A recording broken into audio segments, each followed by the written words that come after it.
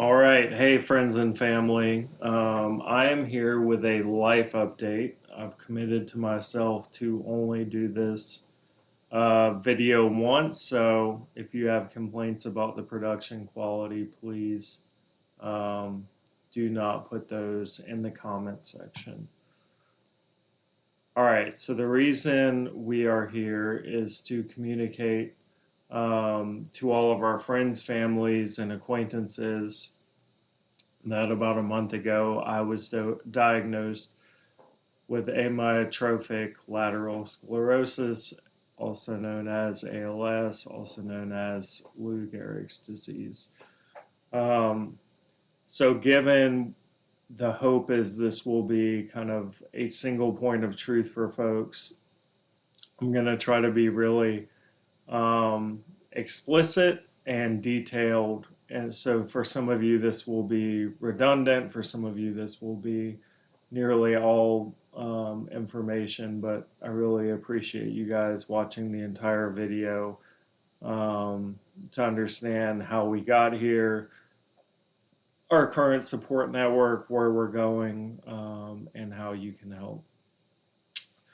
So, as many of you know, we moved our family to Doha, Qatar, in the Middle East in 2019.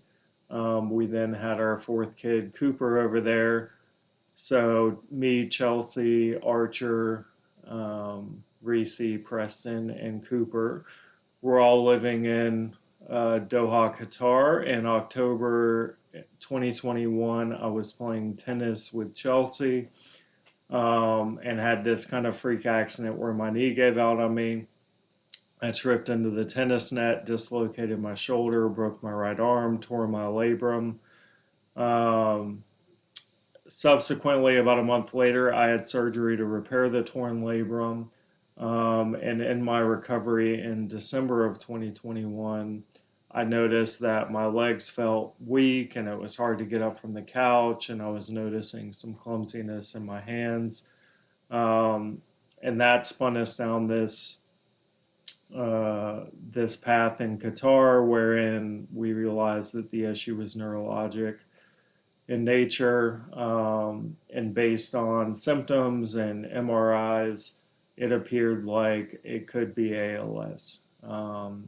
So we moved the family temporarily back to Houston in January of 2022 to get testing. We went to the Houston Methodist ALS Clinic, which is widely considered the best place to be for people in my situation.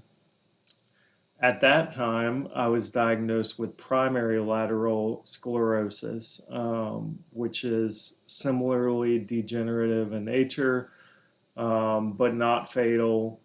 And so I lived with that diagnosis for about a year, and then based on progression and symptoms, that diagnosis was changed, like I said, a month ago in mid-June, to ALS.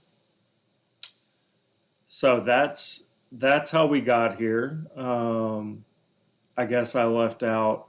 We moved back to Doha in February of 2022, finished out my assignment there, and then came back to the United States in Houston in July of last year. So we're about a year back in the United States.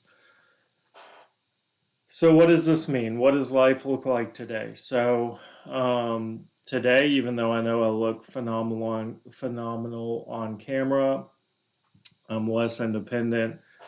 So I've got severe stiffness in my legs and weakness in my arms and very, very, very little balance. So around the house, I use a walker to get around. When I leave the house, often I use really heavy leg braces that provide me some stability in conjunction with a walker. And now, as I get weaker, I use a portable power wheelchair to get around longer distances. So if I go to an Astros game, throw the wheelchair in the back of the car, someone gets it out, and then wheel around from there with a power wheelchair. I've got ongoing physical and occupational therapy I'm taking a heavy regimen of vitamins, muscle relaxers, and prescriptions to slow progression of the disease. And but I continue to work. I'm going in the office once or twice a week and really enjoy my job and the folks I work with, and provides a really nice normalcy and distraction. On the family front, beyond just me, Chelsea really holds the entire world together with balancing kids' schedules, summer activities now, baseball tournaments every weekend, while providing me all the support and care I need as independence continues to dwindle. Um, Next, I'm going to talk about some more good news, real good news, which is our current support network. So, coming back to Houston, um, we had intended to stay for another assignment in Doha and chose to come back to Houston given my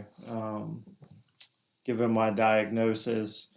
And ever since we've been back, it's really a good reminder from God that we made the right decision. And that we're not in this alone. So, our current support network consists of probably upwards of 100 people, folks in our neighborhood, folks through sports teams, certainly folks in our church and broader Christian support network. These are folks that we've known for some for months and some for over a decade. But that are all in it with us. So I have friends that take and pick up the kids from school and daycare. Um, Folks are consistently picking up one or two or three or four kids and taking them out for kind of weekend play dates to give us a little bit of a break or alleviate logistic issues. We've got sports parents that coach our kids and love our kids, and other parents that give rides back and forth. Our freezer is perpetually stocked. I eat the most delicious breakfast tacos just about every morning from folks who have prepared those to help our family. Same thing with dinners. Um, we are very rarely fixing our own food these days, which is a huge help. Um, Close friends really assist everywhere. So as I get up from seats or sit down in seats or get in the car, get out of the car, um, I require some support, some hands on me to make sure I don't lose my balance and fall. Um, and Chelsea bears the brunt of that obligation. She's by far the most competent and understands my body the best. But those responsibilities are often alleviated by close friends whenever we're out and about. Someone else will help me and give her a little break. Handiwork around the house, light bulbs changed. We've had folks install safety supportive equipment, really just all manners of help. On the work front, so I'm still able to drive. I drive out to work, and when I get there, I have a coworker come and help me with either my wheelchair or my walker and help get me into the office, carry my bag. Um, None of which is in their job descriptions, but are just, anyway, show the quality and care of the folks I work with and my close friends at work. And it's really, really appreciated. I've had visitors from all over the country, friends come in to visit, and some of the biggest help has been my parents partially relocating to Houston, getting a place here so they can be a little more present, and then my wonderful mother-in-law Louise coming, sometimes multiple times a month for weeks at a time to help and assist with logistics, taking care of the kids, and then plenty of involved uncles and aunts providing love and support from across the country. All right, So that's really just a taste and kind of a quick read through a list of just how many people we have helping us and how well taken care of I feel like we are right now. So life moving forward. So progression with ALS is highly variable. It affects different parts of the body for different people at different rates. Some people it starts where you lose your voice first. Some people starts more similar to me where it's in the extremities and kind of moves up your body and more towards the center of your body and then up towards your head. What we know based on current medical technology is that in the future I will lose my ability to speak. I'll completely lose my ability to move. So um, we have ordered a power wheelchair. So right now we're using kind of a off the shelf portable one. We've ordered a power wheelchair that will be highly customized for me. And the intention will be that'll be my ultimate means of getting around for the next many years. Um, and then similarly, in the near future, we'll begin the process of getting a communication device that'll ultimately speak for me. You know, basically, I'll look at a screen and it'll read my pupils and produce words. We've done, excuse me, I've done voice banking, so it will be a synthetic voice, but that will be based on my voice and hopefully um, as similar as possible. So I've also begun prescriptions to slow the progression of symptoms, and I'll also be able to participate in various trials for new treatments in the coming months.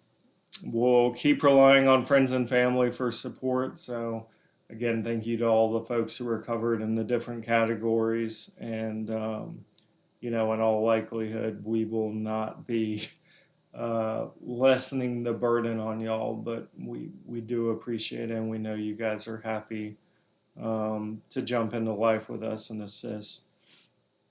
On the family front, the twins are starting kindergarten in a month. Cooper is starting preschool. Archer is starting second grade. The intention is for me to continue working as long as possible, being accommodated in my current gig um, to keep on working. Given there's no cognitive impairment with ALS, that's all good news. And ultimately, in everything we do, we're trying to balance being very proactive versus being morbid. So we're enjoying every day, relying on our faith, feeling that every day is a gift. And hopefully, for those of you that follow Chelsea on social media, you'll see that we continue to live life as normal as possible, seeking out adventures, spending lots of time at the ballpark, and enjoying each other. So updates going forward, I'm not sure the pace and frequency with which we'll post on Caring Bridge. I think a lot of you follow Chelsea on social media, which is kind of the day-to-day deal. I will try to check in with videos or written statements as often as possible. Our strong preference is that you guys would feel empowered to message us via the Caring Bridge platform versus social media, at least relative to my health. For all of my Exxon friends, I'd appreciate you not sharing via word of mouth, but just directing folks to this video to reduce kind of the telephone game and any noise in that. I think ultimately one of the biggest ways folks can help us is just understanding that life still, as weird as it sounds, feels very normal. And we find a lot of happiness and security and enjoyment in just living life as normally as possible. So with that, if you have questions on how I'm doing, how Chelsea's doing, um, that's great. We definitely want to, live life openly and interact in a way which people feel like they're in this with us. But our request would be to understand the degree to which we value normalcy, and even though this is impacting most kind of realms of our life, um, our strong preference is that you would message for health updates or kind of mental health updates, spiritual health updates via the Caring Bridge app versus filling up inboxes or having interpersonal conversations, and bringing up, hey, how's Matt doing? Chelsea, how are you doing? I I think if to give an example, if we're having an hour coffee with someone, we're more than happy to talk about these things. But it is difficult to have kind of micro interactions where we run into someone for 3 minutes and they're curious, how we are, how the family is, how the diagnosis is progressing, kind of these things. So my ask is just that you know you interact with us as normally as possible, and if you do want to know how you can pray for us, or how I'm doing specifically, or how Chelsea and the kids are doing specifically, you can either refer to Caring Bridge for those updates or ask via the messaging on Caring Bridge for those updates, versus via social media or in person in micro interactions. Hopefully that made sense. It was a lot of babbling. I probably should have scripted that out. How you can help and pray. Well, first, thanks for listening to the entire video. It looks like I'm going to hit 20 minutes. So even those of you who did 1.5 speed and I sound like a chipmunk, I really do appreciate it. I know there are a lot of people out there that care about us, even people that aren't folks we see regularly or folks that are regularly on our mind, just as we've been going through this with kind of more private communications about my health.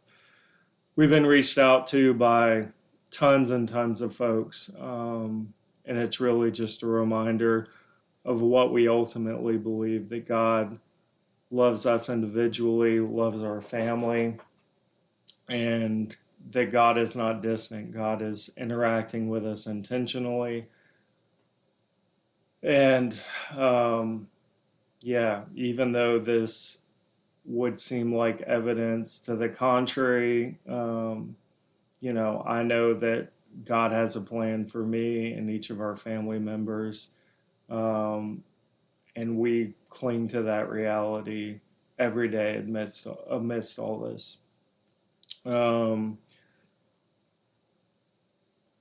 I think I've covered just about everything else. We really do appreciate your prayers. We know this is sobering, unhappy news. I'm happy to share it publicly. Chelsea's been artfully avoiding evidence of wheelchairs and walkers and pictures and social media stuff. So she will now not have to be creative in that way. Um, yeah, I would just leave you with, I think, philosophically, I have lots of deep thoughts these days, but I think our family is really positioned so incredibly well, to work through this, from parent support, immediate family support, um, to just the friend network and all of the ways we've been helped. So, the primary way you can help at this point is praying. We love you all very much, and we have a lot of hope even amidst this. As far as resources, there's a really good documentary on Steve Gleason on Amazon Prime if you're interested in learning more about ALS. Um, I would avoid Google. It's got some pretty conservative outlooks on health and lifespan and stuff that aren't super accurate and definitely aren't accurate for me personally. So, given my age, given how the disease has progressed to this point, so I would encourage you to not jump to conclusions based on your own research, and please, keep up with updates. And yeah, I look forward to doing more of these videos for you, with you. And again, really appreciate your time. I'm done babbling. I'll keep the future updates much more concise, I promise. Thanks, guys.